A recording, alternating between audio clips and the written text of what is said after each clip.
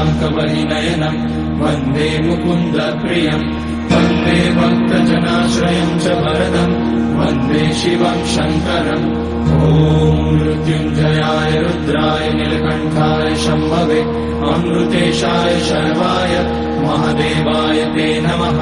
नमस्तेऽस्तु भगवन् विश्वेश्वराय महादेवाय त्र्यम्बकाय त्रिपुरान्तकाय त्रिकाग्निकालाय कालाग्निरुद्राय नीलकण्ठाय मृत्युञ्जयाय सर्वेश्वराय सदाशिवाय श्रीमान् महादेवाय नमः। ॐ नमः शम्भवाय च मयोपवाय च नमः शङ्कराय च मयस्कराय च नमः शिवाय च शिवतराय च ॐ त्र्यम्बकम् यजामहे सुगन्धिम् पुष्टिवर्धनम् उर्वारुकमिव बन्धनान् मृत्योर्मुक्ष्यमामृतम्।